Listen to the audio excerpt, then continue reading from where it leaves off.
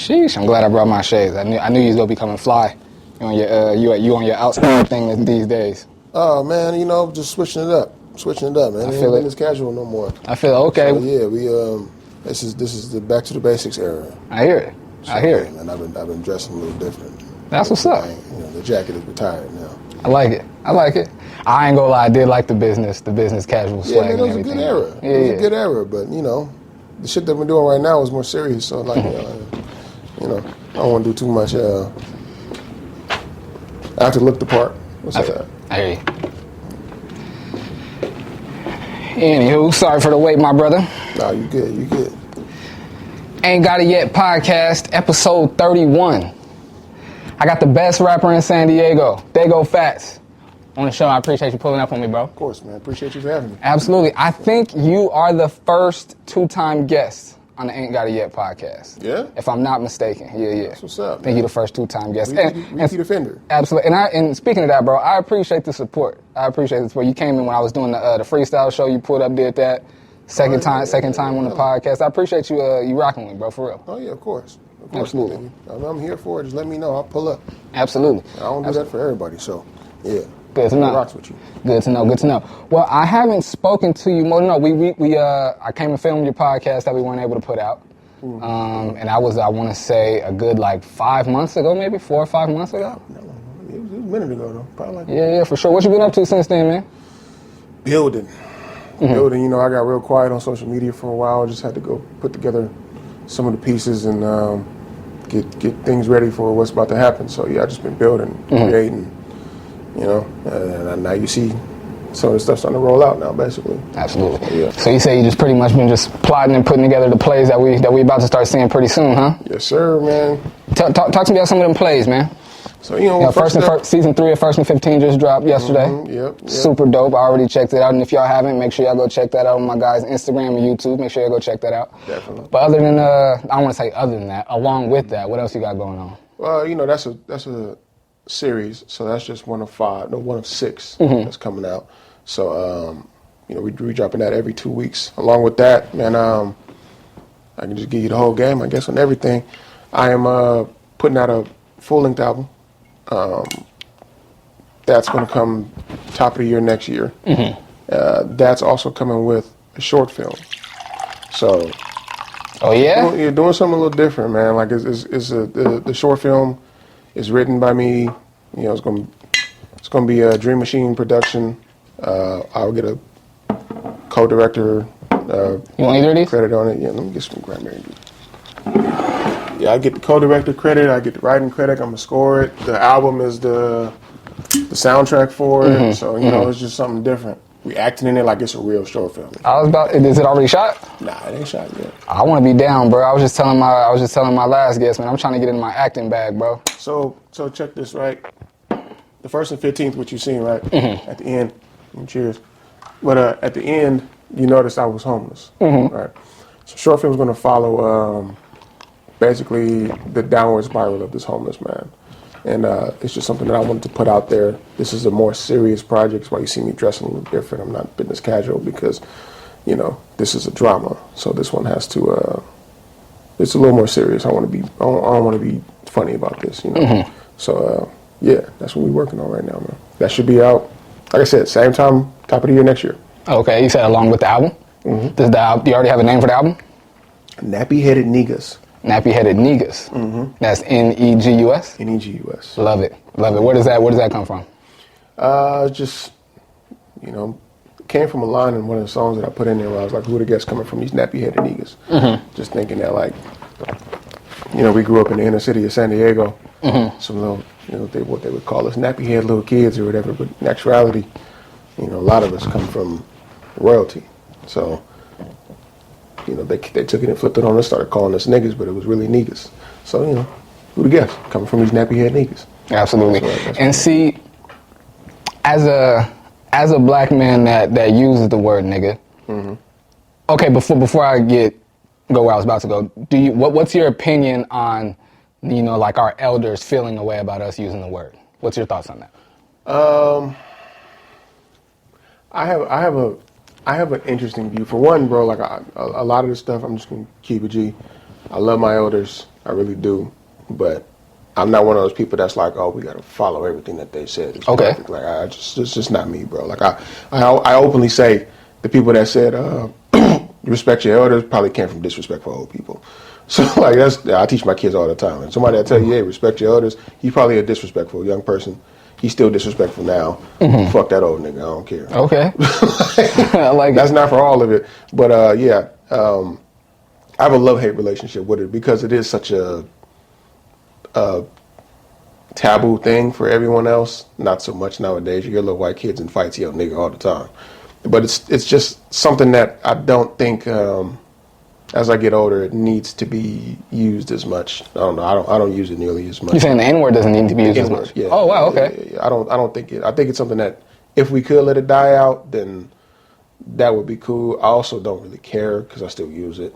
You know, it's just, it's like a love-hate thing with it. Yeah. See, I don't want to say love-hate.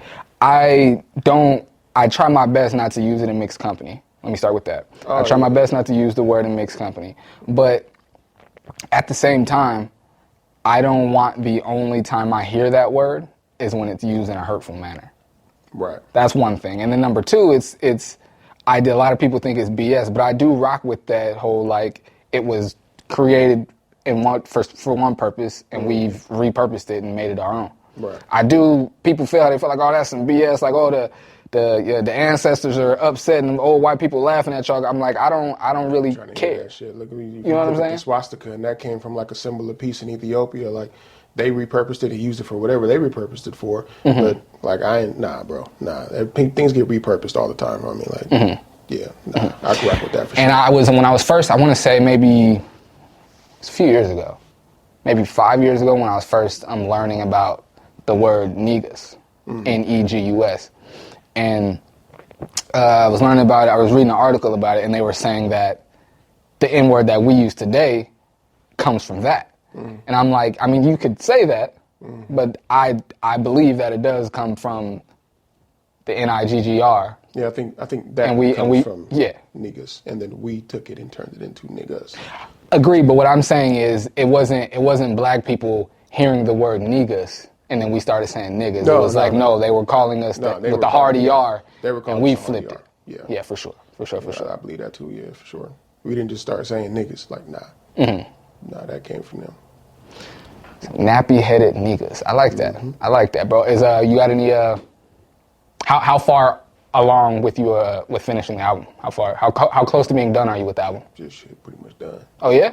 Yeah, it's pretty much done. Can you talk about? Do you want to talk about any of the features or anything like that? I don't do too many features, but I think on the project I got Tiny Do on there. I figured you would. Tiny Do. Bando is an artist from LA doing his thing right now. I think that's it, bro. It's only 2 features on there. Possibly a third one. We're gonna see if I get them on there, but I don't want to say nothing about that until it actually happens. So as of right now, yeah, it's only 2. Only 2 features on there. No. My boy John Gibbs is gonna get on one too. Okay. So he's also part of the short film. So love it. He's gonna be on there as well. Love it. And speaking of that, you had him on the show. You can go ahead and blame the fact that it never came out on me. Because he walked away, he was like, "Put it out this time, fam." And he was like, "Nah, it's gonna come out." And then it still didn't come out. So John, it's not him. It's me. It's my fault. I had a technical issue with my cameras and SD cards. It's not his fault. It's my fault. John is a real understanding dude, bro. I'm sure he is. But to come out and do two interviews and neither one of them come out, you might feel a way about that. So I just want to make it clear, it's not Fat's fault. It's on me. It's a producer problem. It's on me. He don't even know. Know now. But yeah, I figured Tiny would be on the project just because I met him through you. He came and did the podcast, and I've been seeing not a lot, but just I was about to say I haven't seen you guys together a lot since then, but I've seen he was just in the video that just came out. I think I seen him do something else with you a few months back. And then just that day filming the part when he came to do your podcast, he just the love and the props that he was showing you, it was definitely warranted. But I was like, oh, they got a real kinship. This ain't just on like some rap stuff. Like they got a real friendship, a real kinship we there. From the same soil, bro. He grew up on the pods, but he also used to live on Mano Met too. I grew up on Mano Met. Like bro. That's my bro. So That's what's up. That's what's up. I've been trying to get him for an interview too. He said he's down, but we haven't been able to lock it in, He was make it trying to happen. come today, man. I told him, I was like, you ain't got to come to this one, bro. Like, he's upstairs. He's all right, for sure. I didn't tell him who I was with either. I probably should have told him, you'd be like, oh, no, I'll pull up. Right. But yeah, we'll get him in here. For sure. We get the whole gang up in here. Everybody. So earlier this year, I remember speaking to you. You were going to, I think you were going to link up with Speakerbox to do something with him downtown, and you were saying to me you want to. You was like, I'm outside more this year, and I want to. I don't know if I should say it on the pod. If you don't want me to say it, I'll cut it out. But you was like, if nothing else, I'm gonna create the illusion that I'm outside and that I'm everywhere. Oh, right. How's that been? Man, that started out this year, and things just kind of shifted, man. Like, where I'm at right now in music, hip-hop is just in a weird space. Mm-hmm. So, like, I don't really want to compete. I don't want to compete with what these young niggas is doing and, like, the direction of what hip-hop is headed in.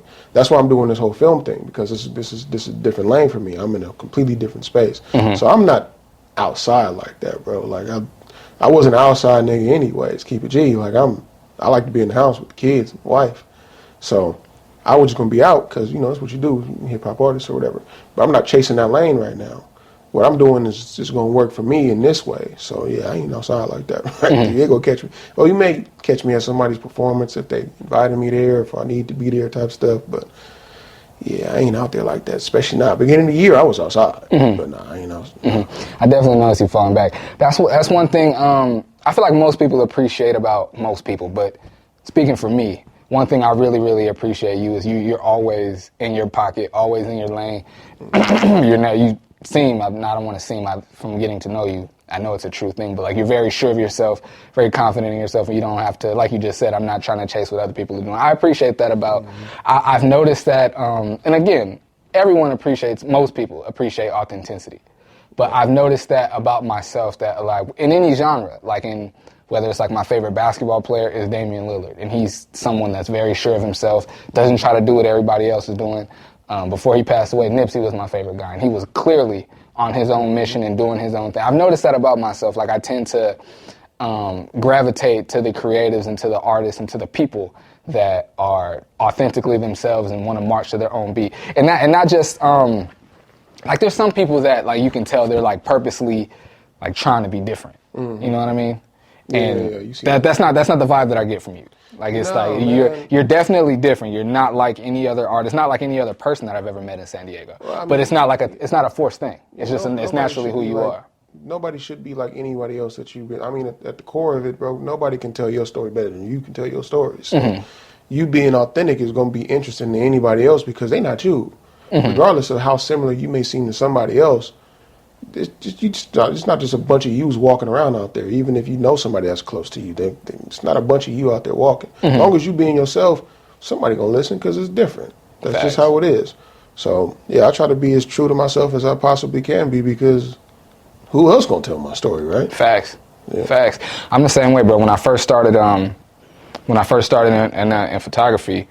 I had I always wanted to do broadcasting. Not always, but I want to say at about 2017, I started my first 2016, I started my first podcast, and I was like, yo, I really want to do this. And I was doing it by myself, started doing a podcast with my brother, and that went away. But basically what I'm saying is when I first started photography, I wanted to actually start with short films, but I started filming basketball. And then I was looking for like ways to like separate myself with my content, and I was already into broadcasting. I was like, you know what, I'm gonna really like get the podcast going again, but I'm gonna like really go hard and like really like lock in and really be consistent with my podcast. And early on, no one never ever directly to me, but I would hear little things about like, and also when I started in photography, I was standing next to photographers that have been doing photography for a little bit.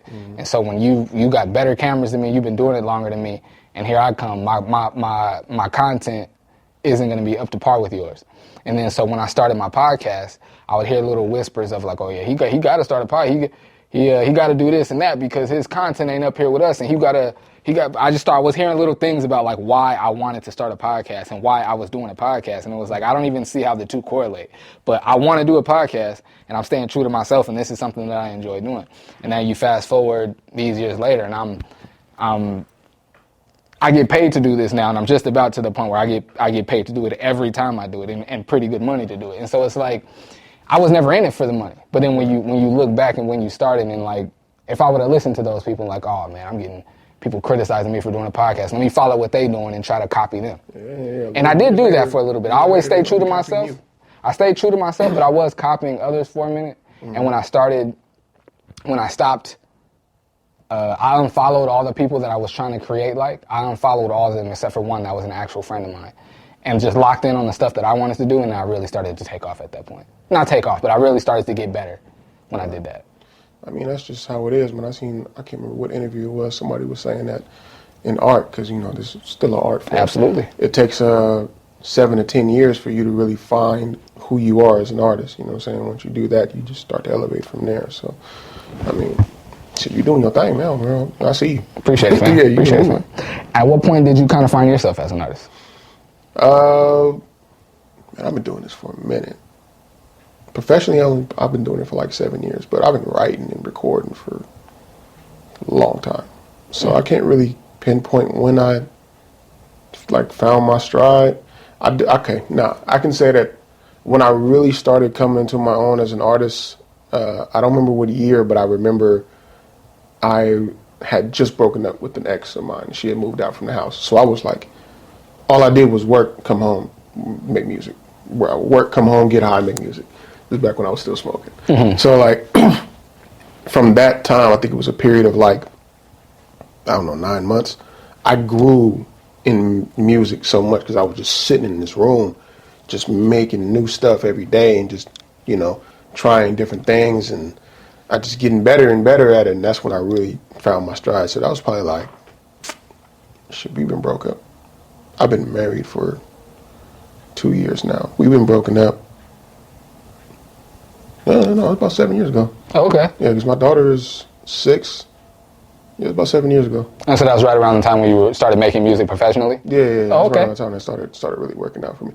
Okay, so maybe not 7. I've been making music professionally for 8 years because the District 4 stuff that we did was when like I first started really doing it professionally. But even then, I wasn't like completely true to who I was. You feel me? I was more so true to who I used to be. And after we put out that tape was when I started really growing as like an artist and coming into my own. So yeah, like 7 years. Got you. I believe I know what you mean, but just for clarity and for the artists who aren't, you know, at a level that you're on, when you say doing music professionally, what do you mean by that?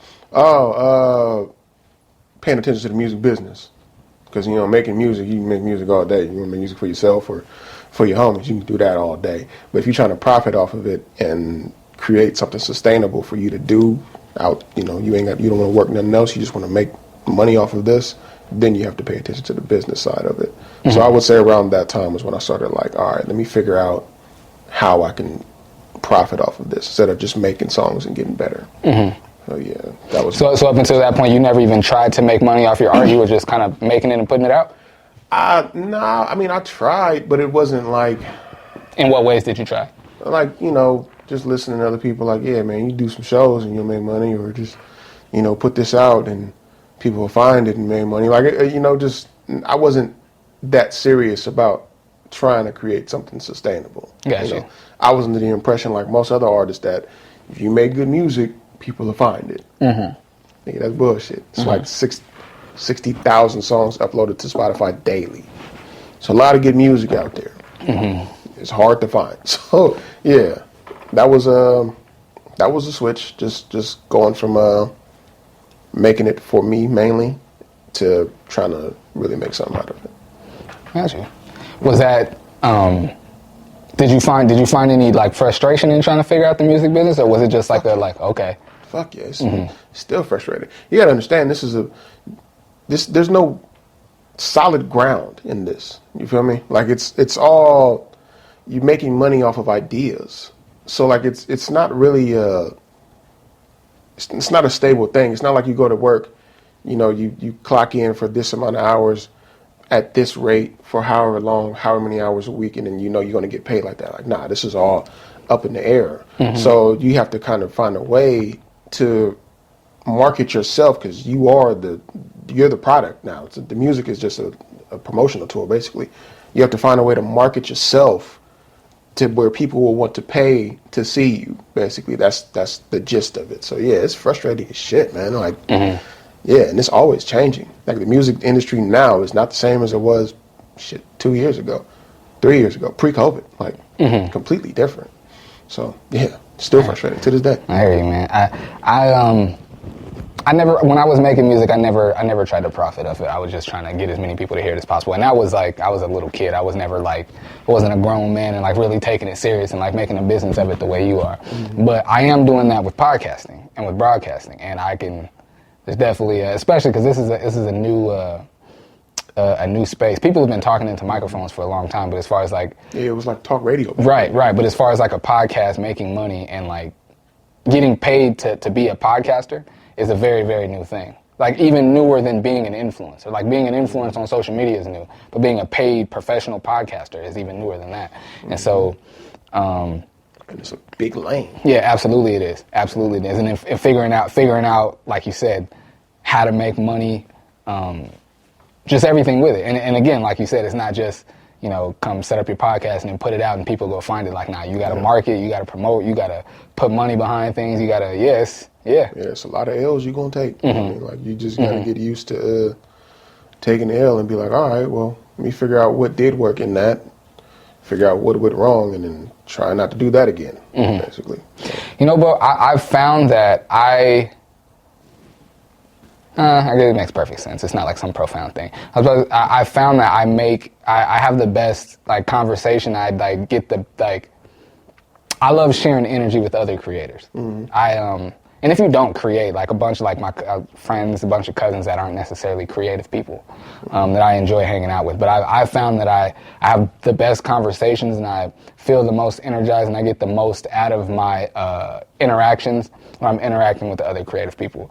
Just because it's even if you don't create the same things or create in the same ways, it's just a language that certain creatives speak. And we know, like, you know what it is to be hungry and incredibly frustrated, but knowing that like you're doing something that's feeding you and you see the end goal, it's just, you know what I mean? It's just different talking to creators, man. Right. It is.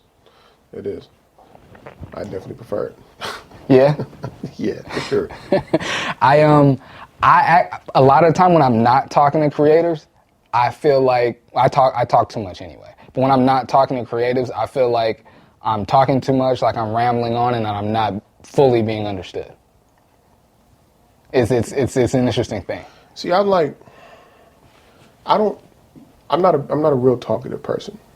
You wouldn't know it because I make music, but I'm not a big talkative person. Unless it's something that like I know something. Like if I don't know much about a topic or something, you'll see me get quiet. Like people talk about sports sometimes. I don't really watch sports anymore. So like I get quiet. Like, I ain't got nothing to say. I don't know what the fuck you're talking about right now. I may know what you're talking about, but I have no input because I don't watch it anymore. Or just stuff like that. So when we get around like business conversations and stuff, I sit back most of the time to listen to it because I need to learn it. I don't know nearly as much as what I should about it. But when we talk about creative stuff, I can talk all day because, you know, that's what we do. We can talk about that for sure. So yeah, I definitely prefer talking to people that are creatives because that's a space that I'm in. But when it comes to other stuff, yeah, you'll see me get kind of quiet. And some people will be like, yeah, you don't talk that much. Like, yeah, no, we just talking about some stuff that I didn't know nothing about. So I just kind of played it back. Hey, I love to talk. I mean, like, people that consistently watch my shows, I'm sure they can tell. Podcaster, bro. You got, you know. Exactly. I mean, I'm trying to do that too, but still. You doing online is going to be something that I do regularly, which is fishing and shit. So that's, right. And then it's I guess you can't say that. If you have a podcast, you got to call yourself a podcaster, I get. But it's correct me if I'm wrong, but your podcast is going to be more so of a vehicle to drive traffic to your music. And like I said, correct me if I'm wrong. Not necessarily. Okay. Bro. Okay. It is, you know, it's going to be me as a rapper with other rappers. I mean, we'll probably expand it to more than just rappers too, but like, it's more so just the connection, you know. So, yeah, we're going to drive it to music, especially if somebody's like promoting something, or if I'm promoting something at the time, yeah, of course we will. But it's more so just a podcast of like two individuals from two different worlds sitting down in a common thing, which is fishing to me, because I'm big on fishing. So, yeah. And I see everybody fishing. I just seen a picture of Steve Harvey fishing the other day. I was like, get him on the podcast one day. Fishing with Fatts. Close. All right, let me ask you this. When writing about Do you pull a lot of your music from like personal like people or like experiences in your life? I'm sure you do, right? Have you ever had a situation where you are writing about a family member or situation and they like ask you about it? No. No? No. Oh, okay. No, I'm pretty good at encrypting things. And if I'm blatant about it, it's because I just don't care. But, nah, nobody's ever asked me about it. I have told people if I wrote something specific about them, I'll tell them first, like, hey, I wrote this and this is something close to me. Like I wrote a song about my Big Relly G a long time ago called The Mac House. And that was like real close to home at the time. He was going through some shit. And I told him, I was like, bro, I wrote this, so I wrote the song about you and his boy Lonnie. So, I'll tell you first before I just put something out. So if we still in contact like that. If we're not in contact, then what you gonna say? Right, right. We don't talk like that. But, yeah.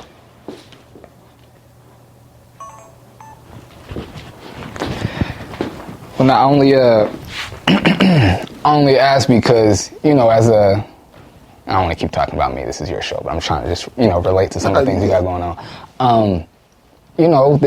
I share my life on the podcast. Mm-hmm. And so I talk about, I try my best to make it anonymous, but I not even try my best. It's always anonymous. But if I'm talking about you and you watch the show, you're probably going to know it's about you. Mm-hmm. You know what I'm saying? And I've never else got to know it's about you unless you say something. Exactly. And that's my point. And I'm never disrespectful and I'm never lying. I'm always telling the truth, or I was about to say my truth, but I'm always telling the truth. Mm-hmm.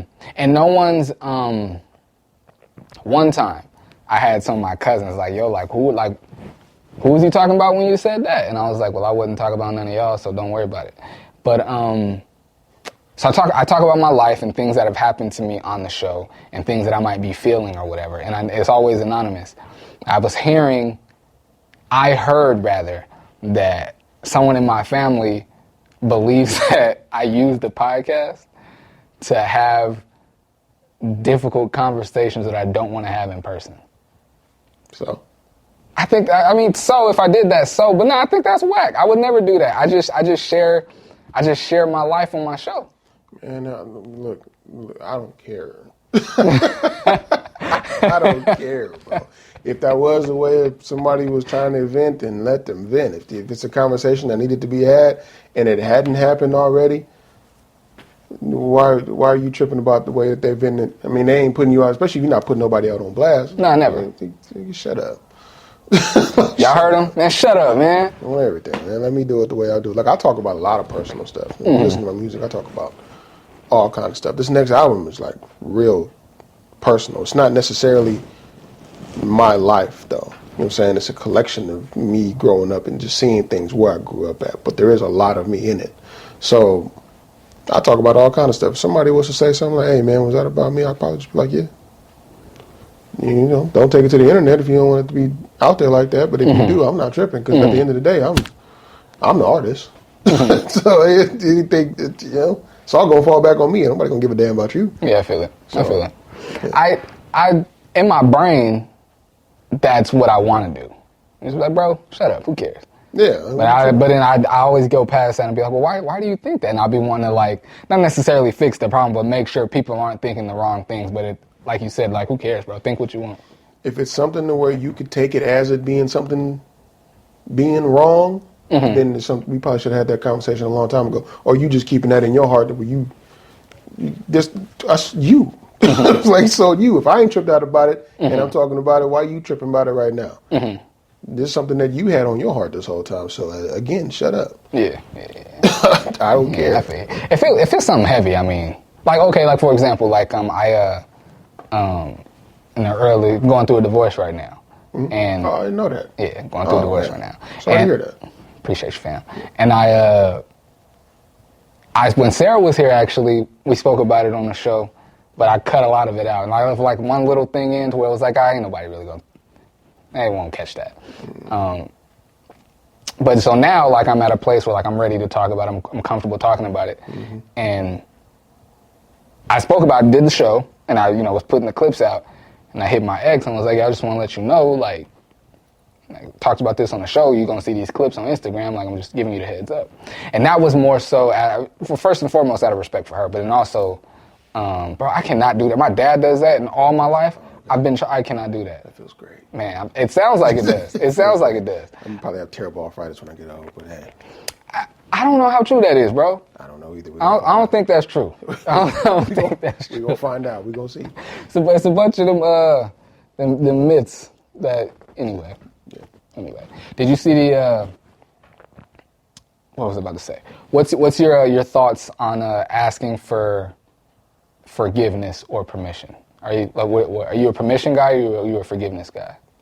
As far as me, like if you're going to do something, you're something that you probably should ask for permission first. Are you the type that you're going to ask for permission first, or are you just going to do it and ask for forgiveness later? depends on what it is and who I got to ask for permission from. Got you. The only person I'm really concerned with getting permission for me to say something, honestly, is like my wife. Well, I didn't mean by saying stuff. I mean just in life in general. Like you got something you need to get done, and you probably should. Like, I don't know. I mean, again, it would just the only person I would run something by is my wife. Honestly, like I'm a grown ass man. Like if I feel a need to go, if I got to get something done, and somebody's gonna feel a certain way about it, you know, I got to get something done. I did it for a reason. I'm not doing nothing malicious to where this would hurt you purposely. I just have to get something done. So we can cry about it later if it's going to be an issue. But nah. The only person I'm running by, because the only person that I got to lay down at night with is my wife. So I don't. Yeah. Facts. And like I said, I ain't out to hurt nobody. So at the end of the day, hey, it is what it is. Let me ask you this: What about how old are your children? 6 and 5. Okay, so still pretty young. Yeah. Let's say, how do you think you would how would you want your? Well, no, that's an easy one to answer. You'd want your kids to ask for permission first. I thought say as the kids or as they get older. Just in general, like your kids, like they you know. Well, yeah, right now you need to. They go ask for permission for everything, but I'm saying once they become teenagers, I even clipped it because it's like any parent would want their kid to ask for permission first. So yeah. As a kid, I mean, as they get older though, I'm raising you to be responsible enough to where you can do this on your own. I ain't gonna be here forever. We don't even know if I'm gonna be here when they get that old. So, Are your kids into music at all? They love music. They haven't really gotten it. Like I said, my kids, we talked about before, my kids are both autistic. But, yeah, they both love music. Like, me and my daughter make up songs now. It's great. That's dope. Yeah, and my son that do the beat. It's dope. Yeah, I see it one day. I love it. But, yeah, they into music. My daughter's favorite song right now is Rich Spirit by Kendrick Lamar. Nice. The most random thing ever. She wants to hear it every day when I drop her off. Nice. She's like, Dad, can you put on Rich Spirit? I'm like, you want to hear another dad song? I didn't even think about that. I do this too. But nah, I mean, I like that song, so we put it on every morning. That's dope. My kids are into music. They I feel like my oldest son, he's 7. He's autistic as well. He loves music, bro. Loves music. He not nothing really too new though. He's still on 24 Karat Magic and. Oh yeah, they was on that for the Damn album. He's still in love with the Damn when album. It was over that 24. Oh my God, 24 Karat Magic. Every morning, bro. My son listens to that song every morning on the way to school, bro. That's us with Rich Spirit right now. Rich Spirit for her. My son's on Chop Suey. Yeah. That's his thing, bro. He go ham for Chop Suey. That's what's up. Don't know none of the words. Just be made, wake up. That's his thing, though. Gotta love it, man. Speaking of kids, did you see the dad? He paid, how much was it?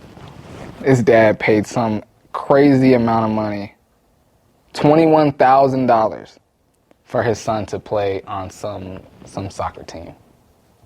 $21,000, bruh. Was it like a? Let me see. Prestigious soccer team or something? Let me see. Like they was going to the. Was it a good investment? And from what I read in the what was that? Was he rich? From what I understand, his son ain't even good like that. But he just wanted. Is he rich? If he was empty in the bank to do that, you a fool. We can go outside and play soccer right now. But I mean, if he got the bread to do it, hey man, do your thing. I've seen people blow more money on less. I just seen bizarre scene unfolds after father pays $22,000 to a soccer club to hire his out-of-shape son to play for the team. I hope he was rich, bro. That's all I can say. In a surprising turn of events, Sheg Soccer, a 22-year-old who never played soccer, has found himself a place on the team. This is all thanks to a donation. Oh, his son is grown? Yeah, he's 22 years old. Okay. I thought he was like a kid. Okay. Look at this nigga, bro. Look at this. Get the fuck out of here, bro. Get the fuck out of here. That's just stupid. You would think you would see some young athlete who's just like, he fast, but he ain't got the skill. Like this kid, I will put his picture on the screen. That kid sits in front of a computer all day his entire life. Oh, man. That sounds like a dad that was just tired of his son being in the house. Go. I need you to get the fuck out. That's it. He was like Trevor on no, not Trevor. What was his name on Grand Theft Auto? The last one, Grand Theft Auto 4. Oh, I don't know. Bruh, or 5. It was like 3 of them. Trevor was one. He had a son. In the middle, he had a son that was like lazy, and he just wanted him to get out of the house and do stuff. That was him right there. That was that son. I was reading that article, bro, and it got me to thinking how far I would go for what my kids want to do. Like, but saying like money, it seems like money's not the issue for this dad. If I got it, I have no problem. I say this all the time. When I get the bread, there's $1 million industry in every industry, right? There's $1 million lane in every industry. So I don't believe in the traditional, like, you go to college and get you a scholarship and you find you good. Nah. What do you want to do? And then we'll figure out how you can maximize that. I don't care what it is. Figure it out. Tell me what you want to do, and I'll fund it, and we'll figure out how you can make the most in that while you enjoy doing it. And I think that's the new way of how you create generational wealth. Like, back in the day, it used to be like, they would start some business, and then their sons would take over that business, and that son would expect his son to take over that business. That don't really work anymore, because by the time you get to that third generation, he done been spoiled. He don't want to do it no more. He's an artist. Mm-hmm. He's not trying to run no shoe company. Mm-hmm. Like, that just don't happen. Then that goes under, and then the whole family done lost their wealth. I think the new way you're doing that is, what do you want to do? We'll figure out how to make the most in that, so you can be successful, just as successful as I am in what I'm doing, and then just continue it on. That's how I'm gonna do it. So I agree. Yeah, I have no problem. Like, if my kids said they wanted to do whatever, and I had the bread to do it, we're gonna go do it. But that though, let's be realistic. You're not playing soccer. Yeah. That looked more like he was trying to force him to do it. Like, his son just was like, "Hey man, I like watching soccer," and he was like, "You want to play on the team? Yeah, let's go. Yeah, we'll get you on the team right now." I was just on a podcast and I was telling this story, bro. My cousin was an All-American football player at Vista High School. Went on to play at Cal Berkeley. Played, I want to say, 3 years in the NFL. Now he's a college football coach.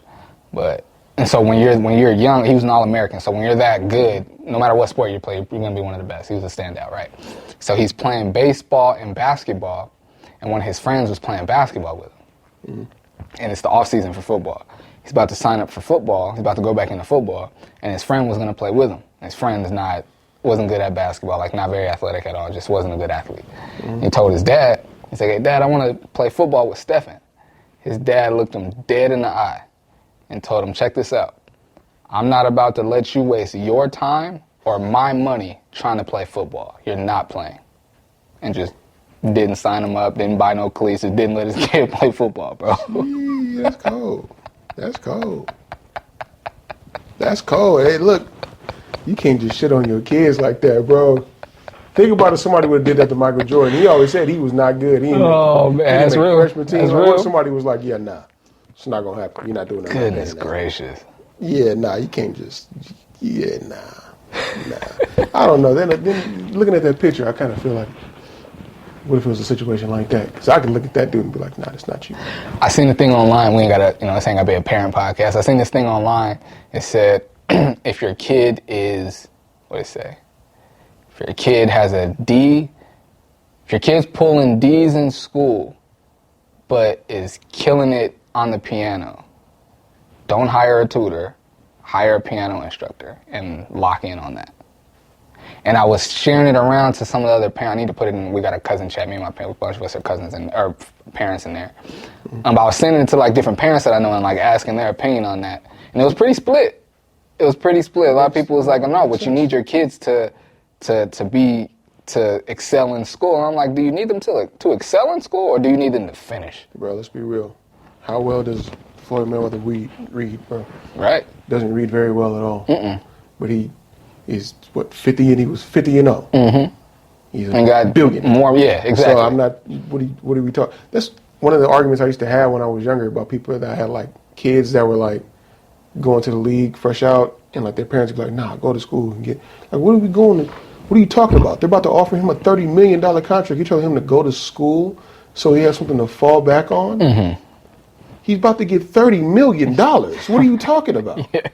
You're telling him to go to school so he can go get a job, so he can go get put in debt and go find a regular paying job to pay that debt off for the rest of his life with these predatory loans from these fucking schools? You out of your mind. He's about to get $30 million. He can go to school. He can go to online school while he's doing it. What are you talking about? Facts.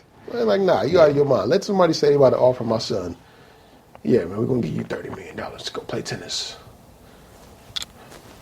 Go get that $30 million. What are you talking about? Yeah, Come back to school whenever. Right. When I would, you'd hear, and I don't want to diss anybody's parents or anybody's mom or like that, but you would hear like these, it's commendable. You hear these stories about athletes going back to school like, oh, I promised my mom that I would. It's like, okay. That's cool. Maybe we should stop making those promises. That's number one. But then also it's like, yeah, it just doesn't make sense at that point. Right. Like if you up 200 M's, going back to get a degree. At that point, you've been so successful, they about to give you an honorary degree. Right, you about to just show up and do a speech now. Right, like, yeah. Diddy got like 4 honorary doctorates or something like that. Bruh, Kanye West made a whole series of dropping out of college, got honorary degrees. What are you talking about? That's real. That's real. I'm not saying don't be educated. You can learn all day. It's a college degree in the library. You can go learn whenever you want to learn. What's it since you spoke his name? What's your opinion on Kanye these days? I don't know. I don't know the dude.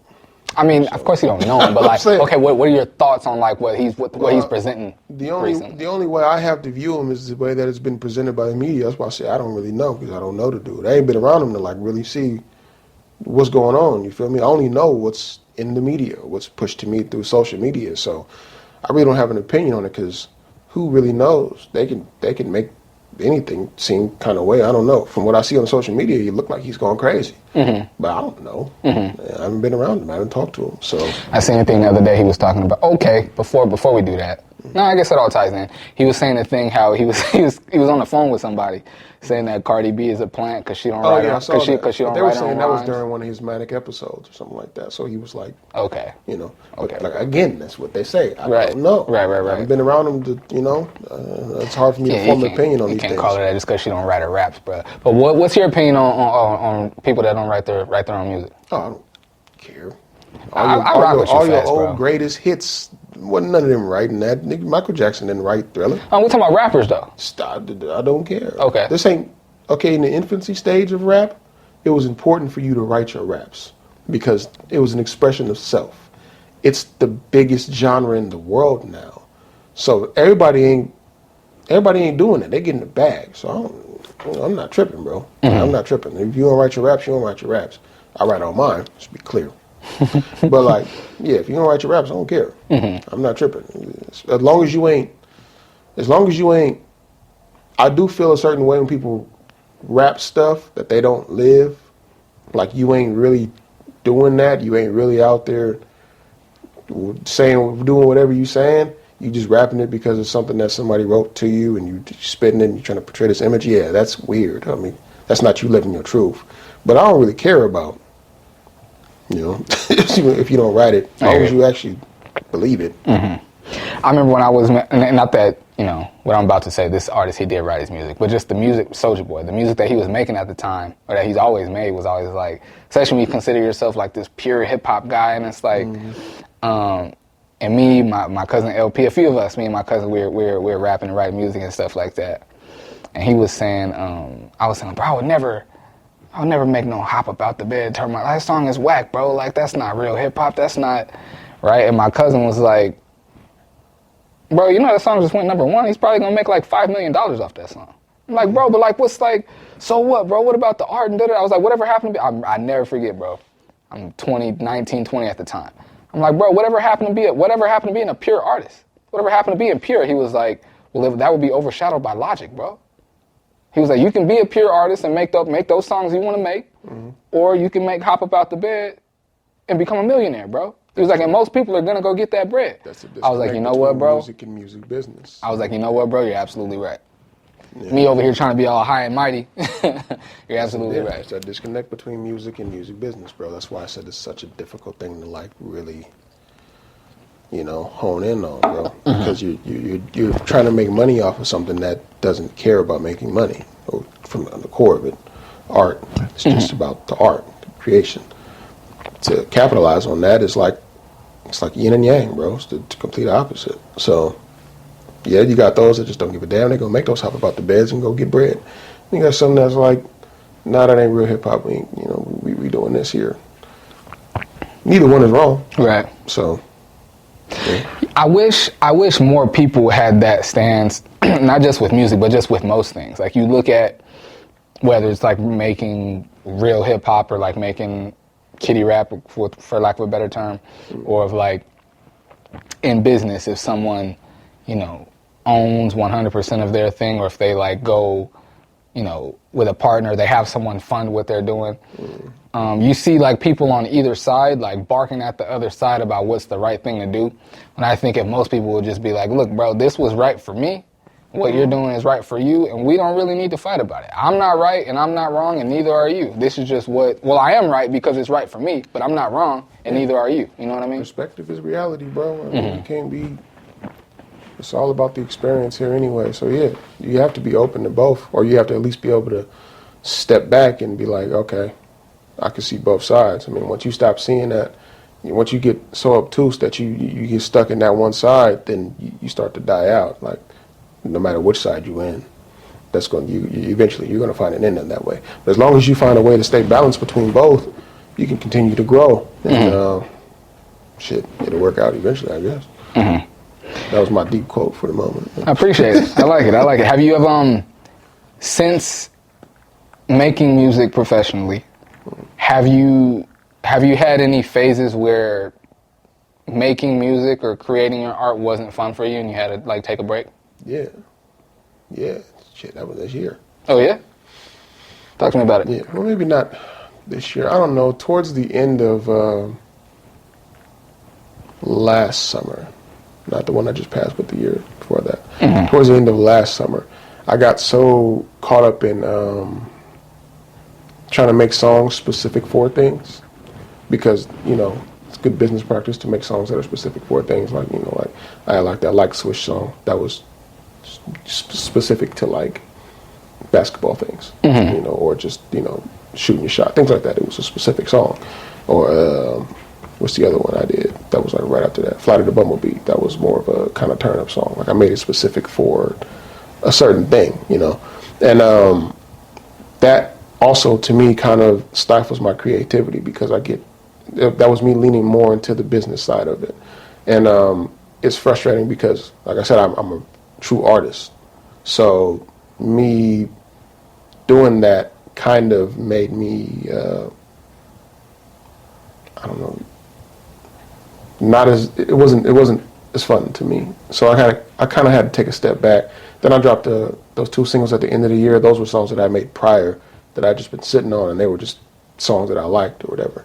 So I put those out, and those ones were cool too. But I was also still kind of taken aback by like chasing the numbers and all that other stuff. So yeah, I've been there a couple of times. It happens. I hear it. It's part of it. It's gonna happen, man. As an artist, you're gonna find it's gonna happen to you. You're gonna go through all kind of emotions in this, bro. It's just part of it. How do you get the how do you like reinsert the fun? How do you get the passion back or get the fun back into it? You just say fuck it and go do it the way you want to do it. Figure out what you want to do. Just start making some stuff, and the path will find its way. Ideas will come to you. So That's how I did it. That's how I am right now with the whole short film stuff, just really figuring out what I wanted to do by making music. Like, none of this was like, I sat down and just wrote it out at first. Nah, I just started making songs, and then they kind of formed into like a project, and then that formed into, you know, how I'm going to roll that out with the show, and then bouncing ideas off of like my boy Ryan with Dream Machine, and he was like, man, you should do a short film. And I was like, yeah, that'd be cool. When I sat down and wrote that, and I was like, yeah, this is really coming together now. Like, I like this. And now I don't feel any pressure. Like, I don't feel any kind of like, man, I need to hurry up and do this. And what's the word? FOMO, fear of missing out? Mm-hmm. I don't feel any of that at all. Like, I'm good. Like, I'm having fun again. That's dope, man. That's dope. You don't collaborate much. What does your creative process look like? Man, I like to be in the room by myself, honestly. When I'm making songs, I like to be in the room by myself or riding in the car by myself.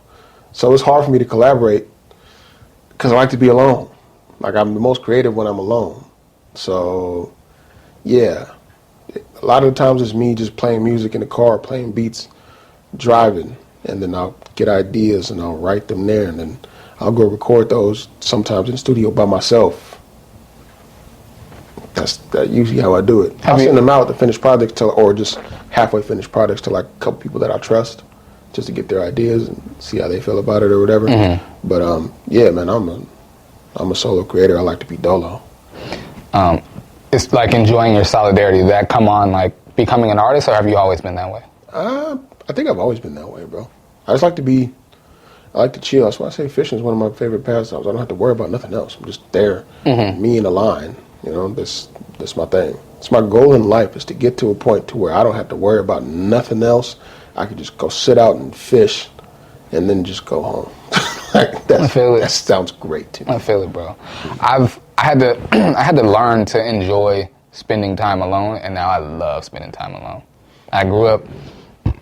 I'm the middle child, so I always had an older, and I don't have any sisters. I just got brothers, and we're all relatively close. And my older brother's 2 years older than me. My little brother's 3 years younger than me. So we're all relatively close in age. And then with that, you know, my parents being so heavily involved in the church, they weren't really big on like us going to other people's houses. So our house was always the spot where all my friends came. So I never was alone. I had two brothers and always at least both my brothers and one other friend in the house always. So I was never alone. And then, you know, I got married. And of course, I'm in the house with my wife at the time, but you know, she at work or she out with some friends or whatever. And I'm in the. And at first, I'd never been moved out before. So now I'm by myself a lot, and I didn't really like it. I had to like learn to get used to it. But now I very much enjoy it. Like I be dying to be alone. There's been times when I've been like, I'll be out, like I'll go out with some of the homies. Like I ain't bound in a while. I'll go out, have a drink, do some dancing, whatever, see some faces. I'll be out for 2 hours and be like, yep. Time to go to the pad. Yeah, ready to be alone. Not even to the pad. Like, I just want to be alone. Like, I just want to be dolo. I'd be like, that's an interesting thing that you said that because I grew up, I was the youngest on my mom's side. My dad, who fucking knows? But on my mom's side that I grew up with, I was the youngest. My closest sibling was like 8 years older than me. So I was way younger, you know what I'm saying? So I wasn't alone everywhere in the house, but I was real young, you know? Mm-hmm. So like, by the time I'm like, getting older, or you know, getting to the point to where like you really can remember shit and like you starting to be a human being basically, which is around like what 5 or 6. They all high school. Like my older sister about to get out, she about to move out type stuff. So yeah, I've always been like kind of dolo, man, and I always enjoyed it. I always like I was one of them kids. Like I played single player games. Like I loved it. I never was really into like Madden or NBA, I never too much cared about those. I never too much cared about team sports. I used to run track and field, bro. Like I was always a dolo person, bro. Mm-hmm. It was always. I see. I like to depend on myself, so I don't know. That could be a good thing and a bad thing. I don't know. I think it's a good thing. It's a good thing. I remember I remember being a kid, and if my brothers and all my friends were out of the house, I didn't know what to do. But my mom would be like, "Why don't you go read a book?" Or like, y'all got a PlayStation with 1 million games in there. Like, well, you got plenty of stuff to do, but it's like I don't want to go play the game alone. I don't want to, you know what I mean? And we had a neighbor upstairs, this little white kid named AJ. He had an older sister. She was much older than he was. I want to say like a good 5-year age difference. And he spent a lot, like, I would look out, it was nothing for me to look outside and see him setting up his ramps and jumping his bike by himself, hooping by himself, anything by himself. And I would always look at it like, how can he do that? Like, how can he create all this fun? Why I say, bro, I gotta be autistic, man. Because I was always like, I'm just gonna go play by myself. I'm about to go have fun, to the point where I was like, I don't even want to play with nobody else. I was never like that, I don't need you here. I'm about to go shoot around on this basketball hoop by myself as a kid. Or I'm about to just toss the ball in the air and hit it. The only stuff I wanted to do alone as a kid were the things that, like, you were supposed to do alone. Like, I used to love to read as a kid, not so much. I enjoy reading now, but I used to love to read as a kid. So it'd be nothing for me to. That was one thing that I could do, though. If nobody was home, I could grab a book and be like, I ain't nothing else to do. I'm gonna enjoy reading this book. But other than that, I really had to learn to enjoy my time alone, and now I love it. Now I love it for sure. Yeah, man, you got to get comfortable with yourself. That's a lot of people don't like being alone because they're not comfortable with themselves. And the fact that I was always kind of alone, I wasn't alone in the house, but the fact that I was so much younger and I was alone in my adolescence, I had to get comfortable with myself at a young age. So, yeah, I like to be alone now. Even though I don't really get much alone time now. I got small kids and a wife. Right. And my wife is clingy. She be up on me. Like she's like, nah, you got to be here. And I'm like, You gotta love it though, right? Yeah. Gotta love so I'm it like though, on the right? opposite end of what you were, like how you had to get comfortable with being alone. I had to get comfortable with not being alone. And now I'm like, nah, I'm probably just go home to my family and just chill. I hear it. Ain't nothing wrong with that. Your visuals, bro. I love. I don't think I've ever seen a video for you that I didn't enjoy. I don't think I've ever seen one. Appreciate that. Where does like, how do you come up with your visuals? The songs usually tell me what to do. Most of the time, if it's a really good song, I see the visual as I'm writing it. I was gonna ask that next. Okay. Most of the time, it's like it's just a visual depiction of what I'm writing. So that's probably why they hit so hard, because I'm usually what I'm talking about is what's happening in the video itself. So like right away, every bar was like a different scene. This is what I saw as I was writing it. So yeah, the songs tell me what to do, and I just execute. Got you. Love your videos, bro. Thank you, man. I could obviously got you on the pod first 2-time guest, but I could sit here and sing your praises all day, bro. Anyone that asks me about music, you're one of the first people that I mention, especially if they're talking about San Diego artists, but not just. I seen that, man. I seen it a couple times. I'm like, they appreciate you, man. Absolutely. And I always make sure I don't say San Diego artists or local artists. I don't like doing that to people that make music, or to any creator really, but that, like if someone says like San Diego based podcaster, that's not like a disrespectful thing to say. Or even if someone calls you like a San Diego rapper, it's not a disrespectful thing to say, but no one makes music for just their city. Most people. Yeah, some people do. most people. Some people Most do. people do. But I feel like the people like my dude A1 Beans. Like I don't. There's some artists. There's some artists that you could call them a San Diego artist or local to their area, and it would be fitting and it would make sense. But I feel like it's disrespectful to. I wouldn't say it's disrespectful. It's just limiting. It's that's probably a better word. It's just limiting. Yeah. I've also never really made music like what is happening here in San Diego. Oh, so never. Like, I've never heard. A lot of times people would be like, they hear my music and they're like, "Oh, you from San Diego?" I'm like, yeah, I was born and raised in San Diego. I just, I don't have the same type of style. So. Yeah, for sure.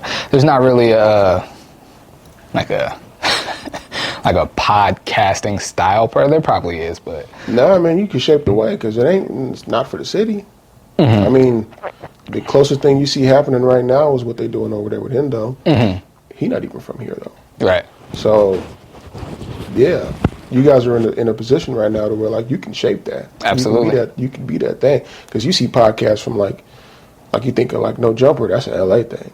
I mean, all of theirs are kind of starting to move in that direction too. Like you see the ones that are doing with what's it called, Off the Block, the off of Fig, I think is what it's called. Back on Fig. Back on Fig, yeah, that one's kind of similar in LA. There's a lot of podcasts in LA that's kind of moving in that same direction. Like they're creating their own thing. So yeah, you're in a position right now where like you are the first generation of that, and you could be the person that created. Like this is kind of the San Diego podcast thing, and it ain't got to be, since it's like a first generation thing and podcasting is new. It's not limiting because the whole thing is new. So yeah, it's a little different for podcasting here. Yeah, for sure. To call somebody a San Diego rapper, that's limiting because rap is huge. Right. Been huge for a long time. Podcasting is still growing. So to say someone's a San Diego podcaster is still like, well, what is that? You know, yeah, and I also feel like it's I don't know. Maybe it's kind of the same thinking, but I feel like I don't know, because like I could. What am I trying to say here? Like if I have a podcast, like I could have a podcast that's only about San Diego, which I'm never gonna do. That's not the plan. But someone could create a podcast that's only about their city and their area, and it could be very successful. It could be something that turns into something that is, bigger than just their area. San Diego will be the city to do that. 'Cause right. There's so much here. Exactly, and that's my point. But I feel like that's why it wouldn't be a limiting or a disrespectful thing to say to a podcaster.